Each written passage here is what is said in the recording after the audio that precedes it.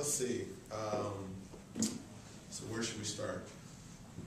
Start with something fun. Last week I was back in Washington D.C.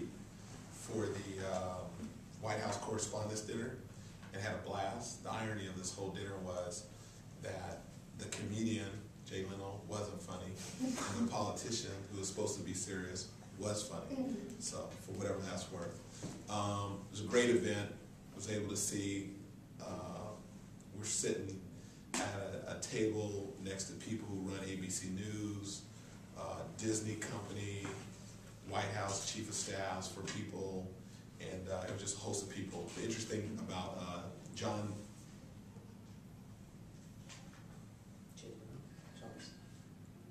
Bon Jovi. Yes. John Bon Jovi. Not your favorite, I guess. He's my favorite. Just getting him and Bono confused here. But anyway, he was talking about the work we were doing in Sacramento on homelessness. So that was kind of cool that he saw firsthand the work that we were doing and is interested in coming out. So anyway, there was a host of people there. It was exciting to be able to represent the city of Sacramento and at that event. The other thing, tonight we're honoring the Metro Chamber for 40 years of service in terms of hosting Cap to Caps. And when you think about just a couple weeks ago, staying with the Washington theme, we were back there lobbying the largest delegation in the country. We sent 300 people back to Washington lobbying for our fair share of federal dollars. And I think most of you know California is a donor state where we don't get back as much as other states for the dollars that we get taxed on. And then I think the third component of that was important is access matters. So I was lucky enough to have some key meetings, met with Secretary of HUD, Sean Donovan, God bless you. Met with Secretary of Homeland Security, Janet Napolitano, met with the Treasurer, U.S. Treasurer, Rosie Rios, and then the Chairman of the National Endowment of the Arts. So again, it was a good meeting. Again, we did some really cool initiatives. A lot of people are aware of what we're doing here in Sacramento. The other theme, which will tie into my second point, was they talked a lot about regionalism, a lot about communities leveraging the dollars they get beyond the city, so a regional effort. And I think Sacramento is prime because of Sacramento Metro Chamber and SACOG and the work we're doing, a regional economy. My next topic, really quickly, I'm excited about this. I'd like everybody to know on May 18th, we're going to launch our Green Initiative. It'll be at the California History Museum from 2 to 4 o'clock, so everyone will get invites. But you've heard me say time and time again, I think we have a chance to this initiative can transform Sacramento into the Emerald Valley, the greenest region in the country, and certainly be a hub for green tech. I think the upside is unbelievable. This initiative will convene leaders, will coordinate and align our efforts. There's already a lot of work being done, but this will allow us to amplify it, be much more organized. It's about a green economy. Certainly there's tons of green collar jobs, ties to our regional economy as well. We'll also do something pretty neat where it'll be a public awareness campaign, a green IQ. We want to improve our green IQ. I see we got BNIC here in the back, so yes, I have 3 bins. A green one for regular waste, a green one for my green waste, and a blue one for the recyclables. So, a lot of people aren't sure what they can do in terms of personal responsibility, both at home and at work, and part of this campaign will certainly improve our green IQ. So that is something I'm very much looking forward to. I think I've shared this before. Last year, year 1, I did 4 or 5 initiatives. In year 2, this year, 2010, just 1 initiative. So all of our efforts are really going to be behind the green initiative. It's about growing our economy, creating industry, and certainly creating jobs. Tonight at Council, we are going to be honoring and recognizing Tyreek Evans at 6 o'clock tonight.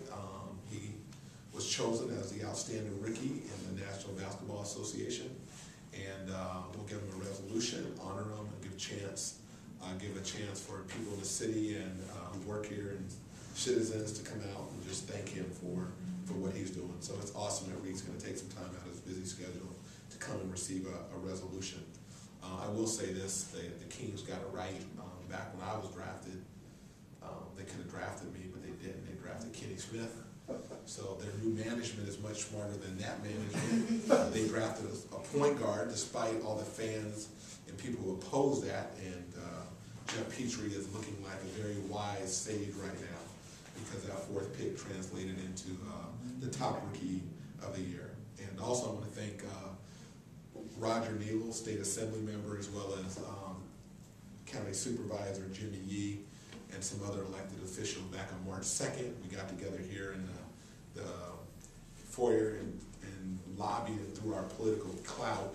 We don't really know what it translated into, but nonetheless, we can take credit for helping get Tyreek, not that anything he did on the court mattered, but what we did in the political halls made a difference. So we're excited about Tyreek Evans. I will open it up to questions before I do that. I was going to update folks on FEMA real quick. We're very close to gaining compliance with our corrective action plan. I met with top person in FEMA last week. There's two technical issues still remain. One involves engineering specs on the flood proofing for the occupied homes, and the other issue involves a legal question regarding unoccupied homes. So we should hopefully have that resolved in the next 2 to 3 weeks, and really the ball's in FEMA's hands at this point. In terms of CADA, I think Kathleen, you asked me about CADA. It stands for the Capital Area Development Authority. Is that you asked me? I think that was KFDK, but that's okay. But anyway, CADA stands for Capital Area Development Authority. It's treated like a redevelopment agency, and an example would be if we sell the East End and it goes for $400 million, the city technically would have been able to receive 1% of that, or $4 million, but because it's in the CADA district, the money actually goes to CADA. So we as a city want to make sure that we work with CADA and make sure that reinvestment is done in such a way that the city benefits. So those are my report back. All right, questions? Mayor, could you expand upon what you were just saying about the flood-proofing engineering issue in Natomas? Yeah, no, that's the whole story. I think last week you, I believe, asked me this, and what I did is I told you I'd get back to you. So we were able to meet with people from FEMA last week, and they assured us that the ball's in their court right now. They need to get a little more information from the city.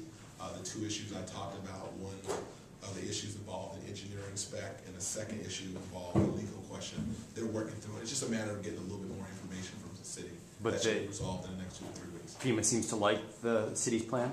Yeah, they seem to feel very comfortable with the corrective action plan. Very comfortable with it. Again, it wasn't a matter of them not being comfortable with any of it. They just had a few clarifying questions. And again, I think within a 2 to 3 week period, they would have the information they need to really sign off on this. So I feel very optimistic walking away. Mayor, the facilities permit program is back on the agenda for tonight. When that was, I guess, taken or suspended in October, a couple of your colleagues expressed some concerns about permits being issued without fees paid or proper plan checks. Are you satisfied with the new FPP? I think we're satisfied. I think both the city as well as the business community feel good about where we are. I mean, certainly the process was reviewed and repaired. I think there were some things that could have been done a little bit better. The legal issues have all been resolved. There's no more inconsistencies with the city code. So all those things were able to really be worked through, and essentially everything is brought into alignment. So I think it's really a win-win. It's a program that was started by Ray Carey, city manager here, has done a great job with that. You've heard me say that time and time again. It was really about getting customers to success, and the best of the program is preserved, and the areas that can be improved upon were certainly addressed. It's a program that's been very popular with the development community here. Is there a concern? I know you've expressed a concern about creating a business-friendly environment. Was there a concern that by suspending that program that was maybe scaring off development in the city? Yeah, absolutely. I mean, again, I've said to my council colleagues and others that, if we don't create a friendly business climate, a place that people that are currently here want to continue to do business in, and people that aren't in Sacramento or in the region want to come to Sacramento, if they don't feel like we're creating a climate where it's an inviting business climate, they're not going to come here. So, I cited examples of Nestle, cities that I think do a very good job, West Sacramento and Roseville. I think they do a very good job of creating a climate where business says, hey, it makes sense.